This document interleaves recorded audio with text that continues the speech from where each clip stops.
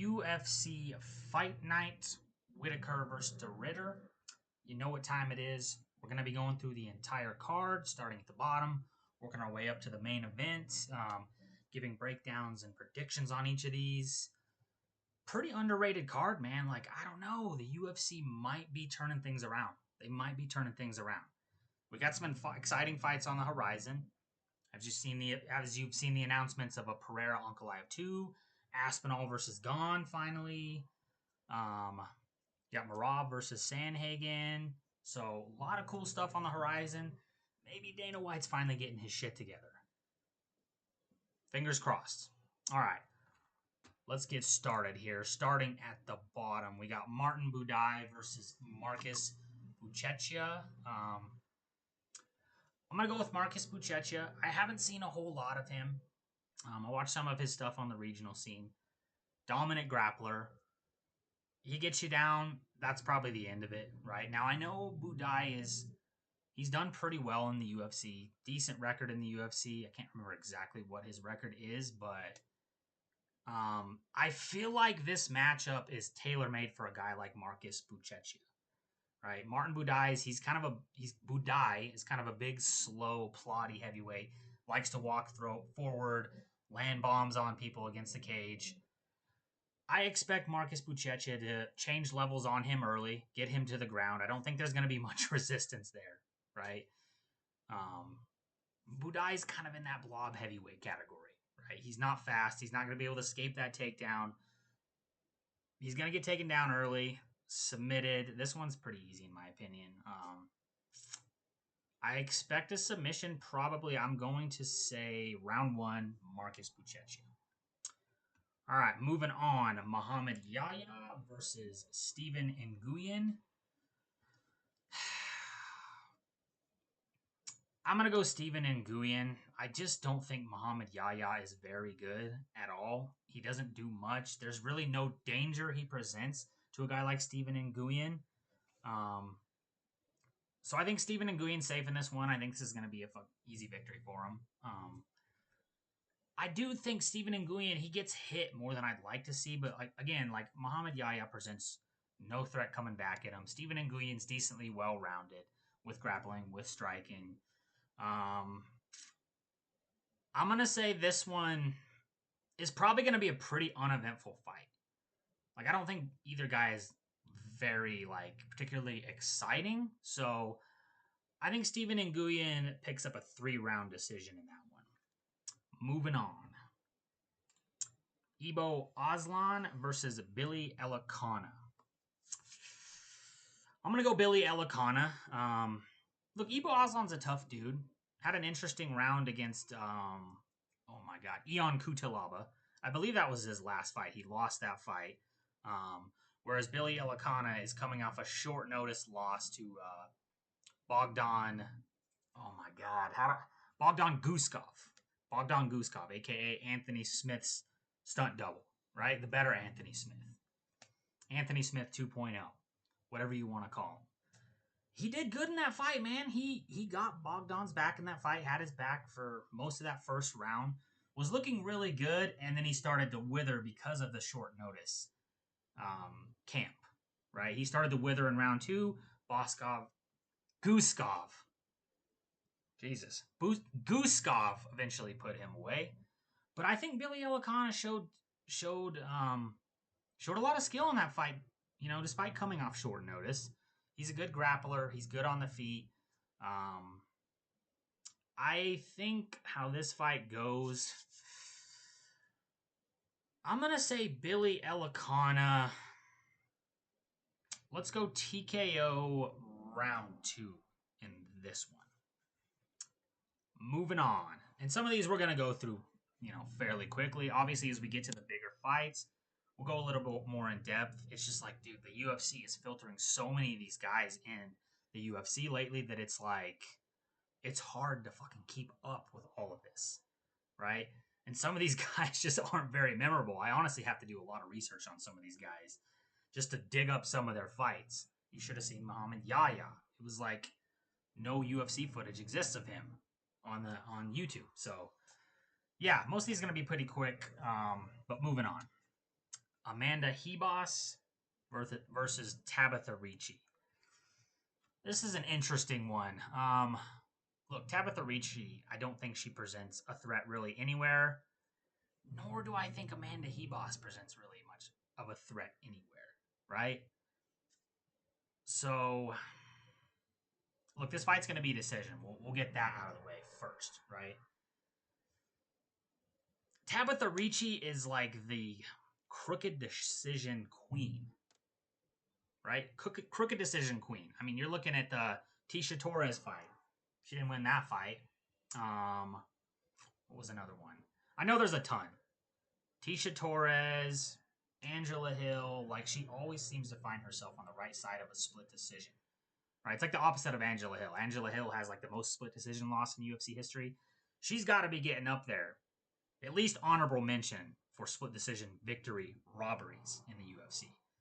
I'm going to go Amanda Hebos. I just think Amanda Hebos can kind of counteract what Tabitha Ricci typically, like, her game you see is like grappling. She's trying to take you down and hold you down and win a pitter-pat split decision. I don't think she's going to be able to do that against Amanda Hebos. Now, I know Amanda Hebos got submitted by Mackenzie Dern last fight, but if you watch that fight, she was out grappling Mackenzie Dern until she got caught, right? That's Mackenzie Dern. That's a world champion, nasty Brazilian jiu-jitsu practitioner. So I expect Amanda Hebos to be able to counteract that grappling. I think she can outstrike her on the feet, probably fairly easily. Tabitha Ricci does not have good striking. Let's be honest. So I think Amanda Hebos gets an easy 3-round decision. I think the takedowns aren't going to really be there for Ricci. If they are, I think Amanda Hebos can maybe do some sweeps, scramble back to her feet, and yeah, just simply outpoint her on the feet. I just think she's a level above Tabitha Ricci. So yeah, Amanda Hebos, 3-round decision. Easy work. Davy Grant versus Damon Blackshear. Look, initially I wanted to pick Davy Grant. He's well-rounded. He hits hard. He's got really good kicking game. I just can't do it here, man. I can't do it. Look, Davy Grant's like, I don't know how old he is. He's got to be almost 40. He's been around forever. You know, he's had injuries. He's dealt with long layoffs. And I feel like I had to rethink this because I feel like I was basing wanting to pick Davy Grant on the fight with Damon Blackshear against Cody Gibson, where he looked very subpar. I mean, he was going life or death in a fight with Cody Gibson. However, if you look at his like time in the UFC, I mean, you know, I think he's lost twice. He got knocked out by, oh my God, what is it? Is it Mike Jackson? I just saw this guy fight. This is pitiful. I know he got knocked out by Jackson. Jackson is ranked. Jackson is a very well-rounded contender in that ranked contender in the bantamweight division. He got caught. Shit happens, right? The biggest thing that all the other fights he's won and he's looked really good in most of them. I think the Cody Gibson fight, you can chalk that up to an off night, right? You can just chalk that up to an off night. Biggest reason to pick Blackshear here is you look at the fight he had with Mario Batista a few years ago. Very close fight. He did lose. Very close competitive fight. He's got a nasty submission game. He's well-rounded everywhere. His striking's coming along. And I mean, dude, he's on a roll. Damon Blackshear, I think he's on a 3-fight win streak. I just think Davy Grant is past the prime. And I just think this is where... I know Davy Grant's looked good in his last couple fights, but I think this is where the buck stops with Davy Grant. In terms of how this fight's going to play out, I say Damon Blackshear. I'm going to pick Damon Blackshear by decision. I think Davy Grant is crafty enough. He's enough of a veteran. He's still decently... He's not washed or anything like that, so I think he can hang tough in there. I'm going to go Damon Blackshear getting a decision here over Davy Grant. Moving up. All right. Muslim Salikov versus Carlos Leal. Look, man. I like Muslim Salikov. 40-year-old dude has one of the nastiest, most whippiest spinning back kicks I've ever seen. Like, man, the speed and precision he snaps that spinning back kick. It's impressive for a guy in their 40s. I'm actually kind of jealous. I can't do that, and I'm not even in my 40s. So, that being said, Muslim Salikov, tough dude. But let's be honest, like, this is an old man in here. You're going against Carlos Leal, who is an absolute freight train. You look at what he did to Alex Morono. Alex Morono typically has plot armor. Alex Morono is very untalented at MMA and just kind of trudges around. You know, he's one of those kind of skinny fat guys who trudges around. Carlos Leal beat the brakes off him so bad that eventually the ref was just like, enough. That's it. He beat the brakes off a guy who'd never been finished before. So that's it. That's kind of impressive. You look at the debut, though, and this was where everybody said he was on steroids because he came in on short notice. And I don't care. I don't give a shit what anybody says. He beat Renat Fakhretdinov, who is a very strong wrestler. You know, one of those guys. I can't remember. Is he out of the Caucasus region? I think he's out of the Caucasus region. Fakhretdinov shot like 15 takedowns on him. He stuffed probably 99.9% of them. I can't remember if he ever got taken down. He beat Fakhretdinov up on the feet. Like, look, this guy's shown, like, he can defend takedowns easily. And he's nasty on the feet. He has power.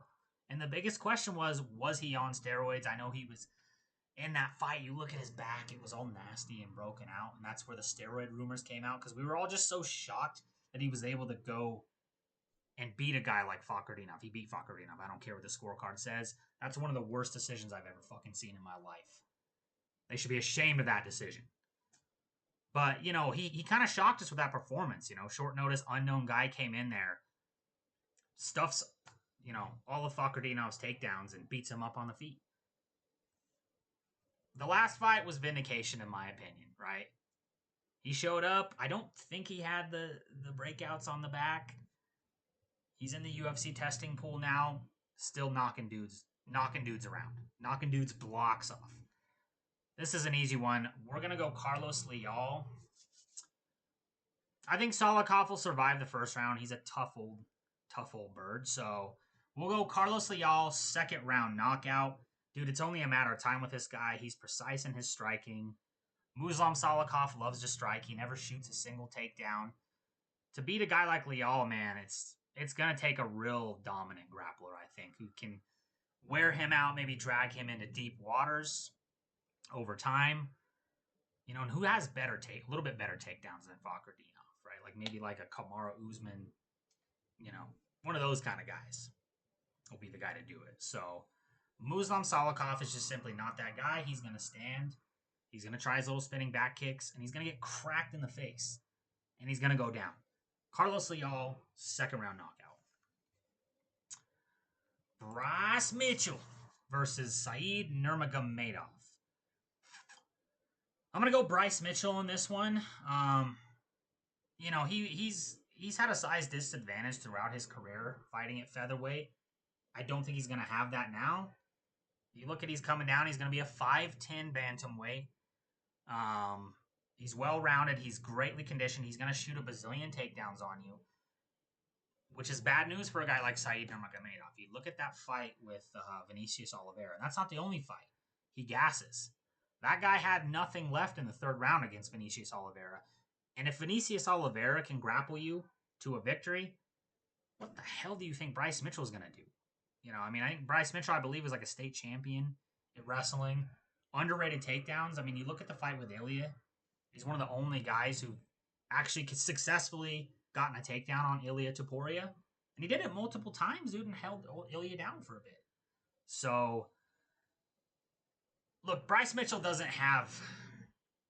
I know the submission... He is underrated with his submission game. I know he sometimes can pull a submission out of the hat, but I think Said Nurmagomedov is going to have good enough ground defense that that's not going to happen. But I think Bryce is just going to wear on him, grind on him, no Jones all night, and get the unanimous decision, 30-27. So, Bryce Mitchell.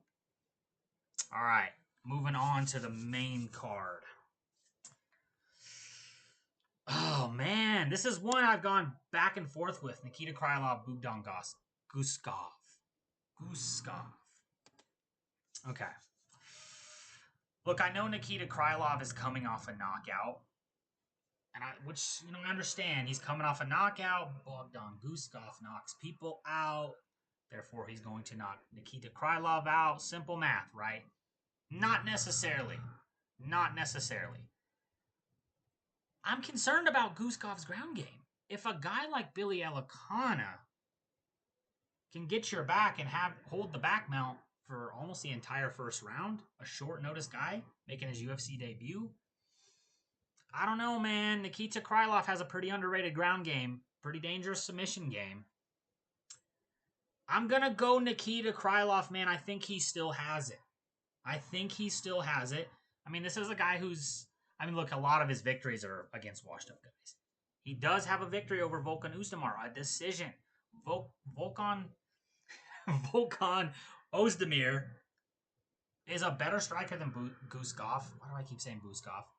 And I believe he has just as much knockout power, if not more knockout power than Guskov. Nikita was able to survive that fight. I know he came off a long layoff when he fought Reyes and got chinned in his last fight. Other than that, he was on a 3-fight win streak leading up to that point. So, I think he's more well-rounded. I won't say he's more well-rounded, but I think he still has it. I think the long layoff and then getting knocked out really pissed him off. I know typically it's not a good idea to turn around this quickly because it seems like only a couple months ago he got knocked out, but I think he's primed for a bounce back here. I think it's going to be a tough fight. Don't get me wrong. Guskov will probably have his moments. I think if you're Nikita Krylov, you're looking to grapple early. You're looking at that Elikana fight, there's a weakness there in Guskov's game. There's a weakness there. Unless Billy Elikana is just that fucking good, I don't know. I'm going to go Nikita Krylov. I think he's going to survive. How is this fight going to play out? I think Nikita Krylov. I got Nikita Krylov. We're going to say a round 3 submission. Maybe expect him. He might get knocked around in the first round, but I think shit happens. You got caught by Dominic Reyes. I don't think that's going to happen here, though, man. I'm still holding out hope that Nikita still has it. Don't get me wrong. I mean, this guy was ranked in the top 5 before that Reyes fight. He got chinned. I don't think we can give up on this guy just yet. This is the fight to see if he's truly washed. I don't think he is. I think he's going to weather the early storm from Guskov. And I think he's going to get it done by submission in round 3. Unk's going to get it done. All right, moving up. Asu Almabayev versus Jose Ochoa. See, this is kind of tricky. Jose Ochoa is really fucking good. Really fucking good. Good grappling defense. Nasty on the feet. I don't know, man. I think people make too much out of the fact that he was able to counteract Cody Durden's wrestling. I think Asu Almabayev has more. I think he has better grappling than Cody Durden. Plus, he just has better experience, with top competition. I know Manel Kopp styled on him. That's Manel Kopp, dude.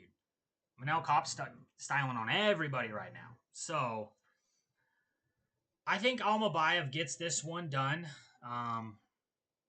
Because let's be honest, I don't think he actually got TKO'd. I think it was a standing TKO against Kopp. I'd have to go back and rewatch the fight. I think his defense is decent on the feet. Jose Ochoa is not Manel Kopp. I don't think he's going to style on Almabayev. I know Ochoa has good defensive grappling, but I think Almabayev is still going to be able to get it done. I think he's going to have a good bounce back here over a dangerous young contender. I'm going to go Almabayev by decision. It's hard. A lot of these guys, it's just hard to really foresee a finish, right? Especially if the opponent's dangerous and tough like that. I think if you're a guy like Almobayev, you're going to look to slow him down, plant him on the ground, and just work your top game, pop shot him here and there. So I'm going to go Almobayev by decision over Jose Ochoa. All right, the Pirate versus Marc-Andre Barriault. Barriault, however you say that.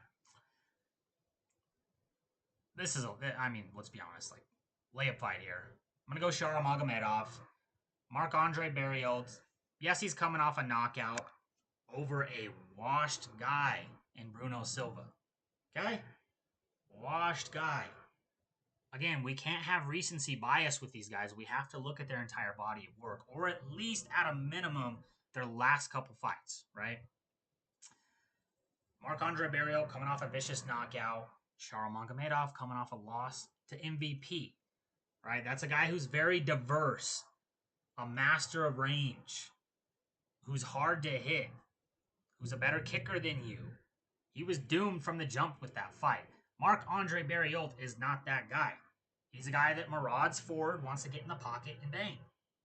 Right? Sharamagomedov is a very good defensive fighter on the back foot. He's got solid kicks. Barriault is slow and plotty. Shara can stay away from him and keep the range with the kicks all night long. Right? Because, like, you look at some of Shara's wins, like, he's fought harder punches than Barriault. Right? He's fought Mikhail Oleksiejczuk, was able to shut him down, outstrike him. He's going to do the same here. Marc-Andre Barriault isn't going to land clean.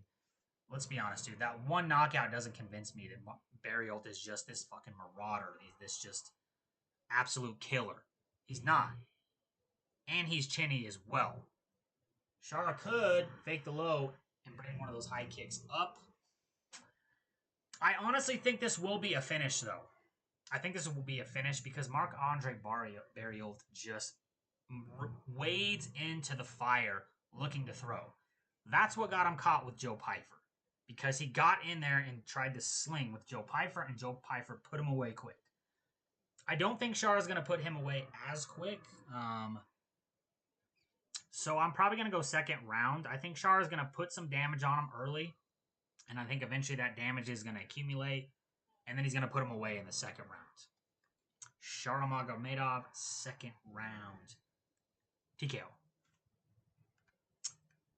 All right. Peter Yan versus Marcus McGee. A lot of people are high on Marcus McGee. I just can't see it, man. Like, dude, the jump in competition is just too high. I'm going to go Peter Yan, of course. Duh. Gotta go Peter Yan. Look, Marcus McGee, I mean, dude, besides that Jonathan Martinez win, who has he beat in the division? Who's he beat in the division? Really nobody, right? You went to a decision with Jonathan Martinez, who is light years behind Peter Yan. Okay? Marcus McGee is a good fighter. He is. You know, he does have power. He's got decent striking. Dude, you're not going to outstrike Peter Yan, period. You know that he's going to come out and try to outstrike Peter Yan. Now, I know there's an argument, well, we've seen guys have a jump up in this competition. Sean O'Malley had a jump up in competition and beat Peter Yan. Sean O'Malley lost that fight, first and foremost. I know that's besides the point. Sean O'Malley lost that fight. And that was more of a believable fight, that it was going to be competitive because Sean, up until that point, was knocking people dead. Marcus McGee is just kind of going to tit-for-tat decisions with people, right? Like, I mean, he's not really finishing people. He's not really killing. He's not really just damaging people, putting them out left and right, you know? He's kind of like a tactician. He likes to outpoint people. Dude, you're not going to out tactical Peter Yan. You're just not going to do it. So that's just, it is what it is, right? It is what it is. He's going to stand with Peter Yan. Nobody's going to stand with Peter Yan consistently, except for like maybe a Sean O'Malley, not even a Corey Sandhagen. We look at what happened in that fight. Okay. Dude, the last two wins for these guys, or the last win for each of these guys there's no comparison. Peter Yan, I mean, dude, Song Yadong, hits way harder, better striker, more accurate striker. Peter Yan dominated, right? I mean, it was back and forth at first, but Peter Yan did what he had to do. He won the fight. Davison Figueiredo dominated. I think Davison probably hits harder than Marcus McGee as well. So it's like, it's hard to hit Peter Yan clean. You're not outstriking him on the feet. So, like, there's nothing that can convince me that this is even going to be a competitive fight. Okay, I wouldn't be surprised if Peter takes the first round off to analyze, because he always seems to do that. And that's the only frustrating thing. So, you know, Marcus McGee, I could see that, you know, the announcers really being like, wow, Marcus McGee looks really good out there. This kid's the real deal. And then Peter Yan just beats the absolute shit out of him rounds 2 and 3. That's probably what's going to happen, right? I think he's durable enough. He's a big, strong dude. Could be a little meth in there. Just saying, UFC, check on your boy. Check on your boy.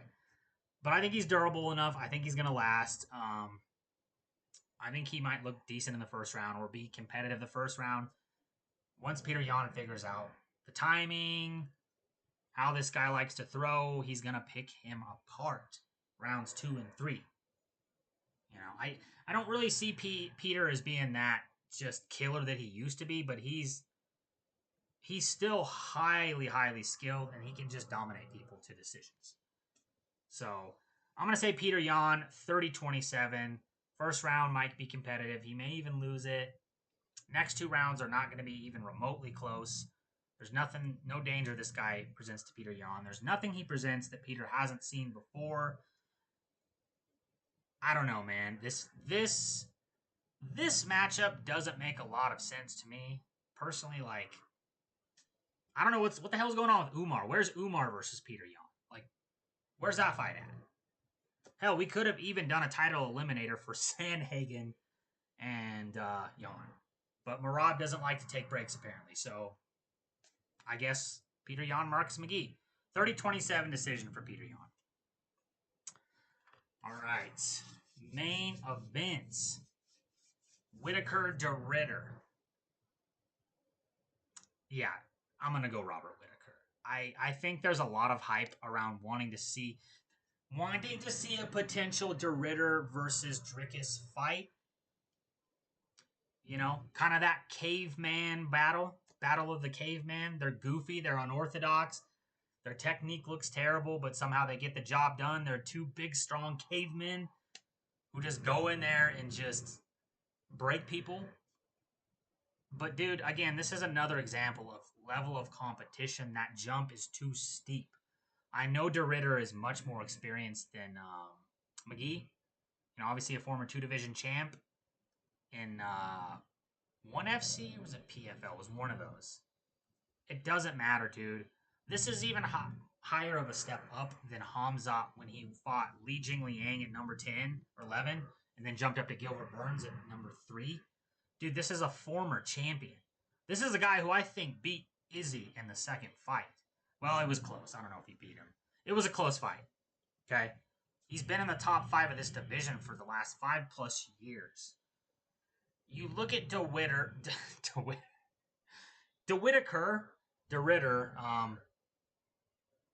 dude, you expect me to beat this guy. You expect me to believe that Rainer de Ritter, I can't talk.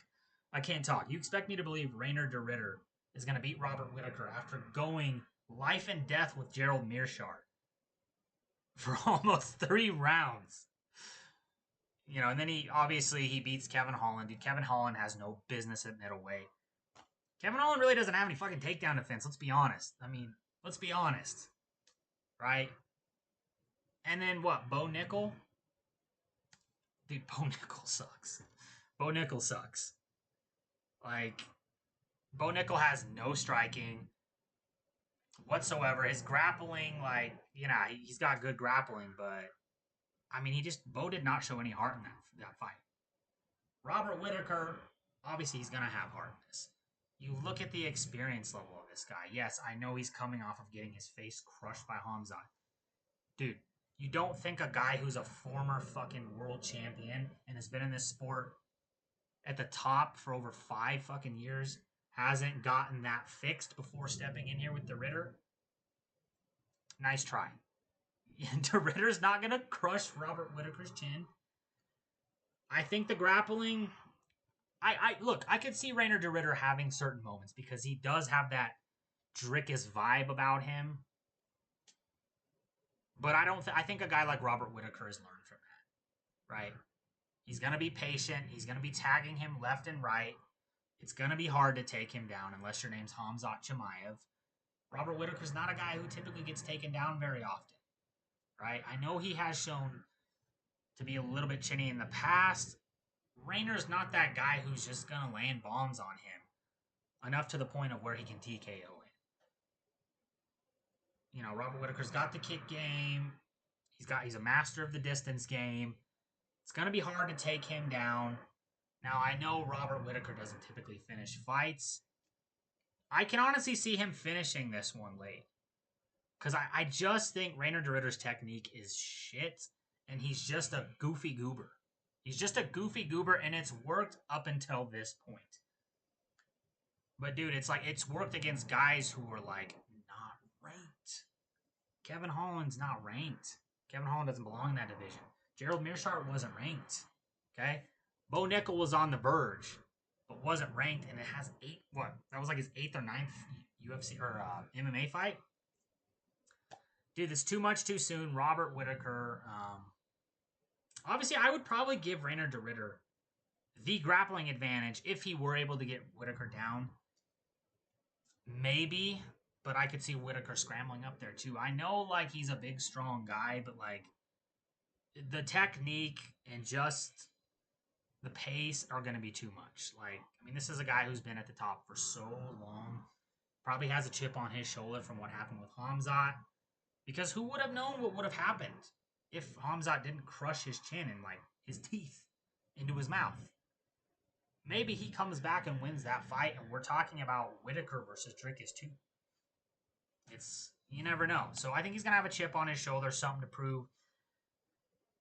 You typically look, Robert Whittaker, I don't think he's lost 2 in a row in a long, long time.